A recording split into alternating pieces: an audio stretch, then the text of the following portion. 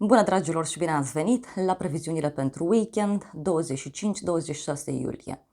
În primul rând, este un weekend așa cu aer de aventură, de grabă, da? Atenție în acest weekend în relația dintre femei, că există risc de ceartă, de critică, că fiecare știe mai bine, fiecare știe mai bine să gătească, să facă, să meargă, să lucreze și așa mai departe. Da? Fiecare o să le știe pe toate și mai mult decât atât, tot acest weekend poate să ne aducă tot felul de revelații, da? Chiar și la nivel de mase mai mari de oameni.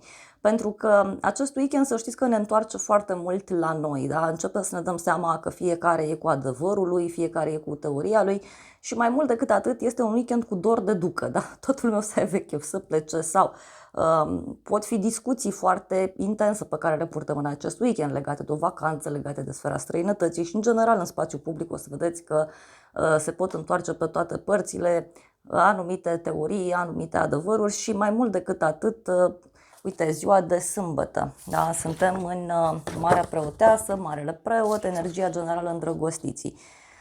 O zi de sâmbătă în care, uite, putem să luăm decizii interesante în sfera iubirii, poate să fie și o zi de sâmbătă în care putem să fim foarte creativi, da? Și dintr-o ciocnire pe care o putem avea cu cineva să reușim să alegem ceea ce ne este favorabil sau pur și simplu poate chiar să avem și anumite conștientizări legate de ceea ce ne place, legate de sufletul nostru și, în general, să știți că ziua de sâmbătă nu prea e cu aer așa de retragere, mai mult vom fi mereu împreună cu cineva, da? Cu cineva din familie, cu un prieten, cu persoana iubită. E un weekend așa, sau mă rog, chiar la nivel de mesaje, da? Mesaje pe rețele de socializare, da? Poate nu fizic te vezi, dar oricum ar fi cu discuții. Asta nu înseamnă că e doar despre dragoste și tot menționez lucrul ăsta, că nu e doar despre dragoste, e și despre prietenie, e și despre relații de familie, da? Mai mult decât atât, ziua de duminică. Ei, aici ce cam schimbă așa energiile. Duminică vom avea o tendință așa să fim mai independenți și uite, tot în ziua de duminică să știți că vom fi mult mai curajoși decât de obicei. Chiar și așa, duminică spre seară, să știți că apar mai multe rezolvări. Da? Rezolvările astea vin prin a ne organiza noi, prin a face noi. Acum, veste mare, da, Saturn începe mersul aparent retrograd în Berbec în ziua de duminică, da, și o să stea așa multe luni de zile. Ideea este că, părerea mea, da, având în vedere că Saturn intră în acel moment, când luna este în Capricorn și face și aspecte bune pe la noduri, Saturn guvernează zodia Capricornului, eu zic că e un moment bun în care ne dăm seama că dacă noi vrem ordine și disciplină în viața asta și tot criticăm că nu este în lume, că nu e în bloc, în oraș, în sat, în cartier, e un moment în care ni se spune, bun, atunci începe tu să faci curățenie în curte, da? Că vede și vecinul, o să-i placă și să zică, ia uite că eu mi-așez lemnele mai frumos ca vecinul, da?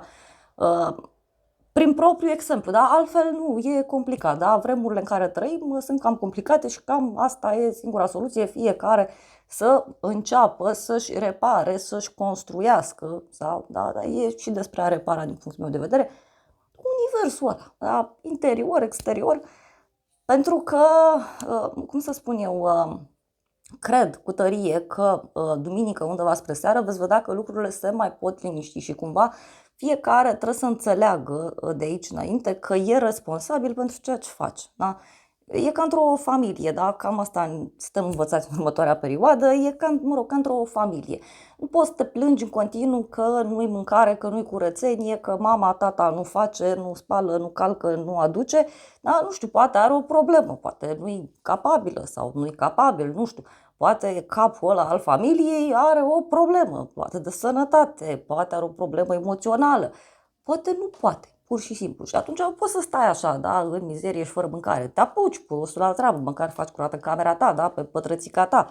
Măcar iei atitudine, vezi și tu cum poți să contribui, da, pe tot ceea ce ține de tine. Adică ni se cere cumva să nu mai avem așteptări de la alții, să ne întoarcem puțin la noi. Da? Că de cele mai multe ori avem pretenția ca totul să fie în ordine și pace așa prin jurul nostru, dar viața noastră nu este. Da? Revenim puțin. Ziua de duminică. Marea Preoteasă îndrăgostiții. Este și o zi în care se iau decizii importante, să știți. Putem să aflăm și secrete, dar este și o zi cu revelații, da? E acel ceva care apare și care ne ajută să ne schimbăm direcția, sau e acel ceva care apare și care ne ajută să mergem în direcția potrivită. Este o zi de duminică foarte bună pe a lua decizii și pe a găsi așa un echilibru, să știți, între minte și inimă, că e foarte important, foarte, foarte important. E despre multe revelații, să știți, ziua de duminică. Bun, sau nu știu, mai dau un exemplu, la birou, da, să spun că te plângi mereu, că e dezordine, da, că nu funcționează nimic, că, știu eu, colegul mănâncă lângă tine și nu-ți convine, că îți vine miros de mâncare respectivă și ție nu-ți place, da? Ei, prin propriu exemplu, da, și prin faptul că tu îți organizezi să faci ordine pe birou și colegul vede, e posibil să-l vezi pe el a doua zi că își face, da? Adică doar așa putem inspira, doar așa putem aduce un plus valoare în situația în care suntem la nivel mare, fizic vorbim pe planeta Pământ, dar și energetic. E un egregor din care fiecare face parte, fiecare are o responsabilitate sa și dacă își face treaba lui, da, e ca într-un mecanism ăsta cu rotițe. Da? Dacă fiecare rotiță se învârte așa cum trebuie, lucrurile per total funcționează. Bun, cam atât, dragilor. Vreau să vedem, hai să vedem și o carte oracol. Da, uite, nu o să iau carte oracol, o să iau din tarotul meu niște mesaje. Și vă reamintesc faptul că pe aplicația mea, Cristina Zurba Tarot and Astrology, acolo găsiți previziunile pentru weekend complete pentru fiecare zodie în parte. Ia uite că a sărit o carte. Și tot acolo găsiți previziunile pentru luna august, au apărut toate, mai ales partea de tarot, vă aștept cu drag acolo. Și avem așa, dragoste sinceră, cadou și companie plăcută. Deci un weekend în care putem avea parte de întâlniri, de aprecieri, dar și un weekend în care avem parte și de revelații. Poate e și un moment în care ne dăm seama că trebuie să ne uităm puțin și la noi, da? Să ne apreciem puțin și pe noi. Și mai mult decât atât, să știți că e o perioadă în care ni se cere să vedem cum facem, să aducem un plus valoare în grupul din care facem parte, în familia din care facem parte, în cercul de prieteni din care facem parte. Și poate chiar să începem să-i și apreciem pe ceilalți pentru autenticitatea lor, pentru frumusețea lor, pentru orice. Da? Fiecare om e unic și asta e fantastic. Da? Uite, o curiozitate plăcută. Deci e un weekend în care o să fim mai curioși din fire, o să vrem să știm mai multe. Cam atât în mare parte. Vă reamintesc să intrați pe aplicația mea, Cristina Zurba Tarot and Astrology. Acolo găsiți previziunile pentru luna august, integral, da? Că pe rețele de socializare o să vedeți că postez bucățele mai mici să fac trimitere către aplicație, dar în aplicație găsiți previziunile complete, undeva la 18 minute de zodie, analiză de tarot pentru zodia respectivă. Și tot acolo găsiți previziunile pentru acest weekend, da? Pentru fiecare zodie în parte.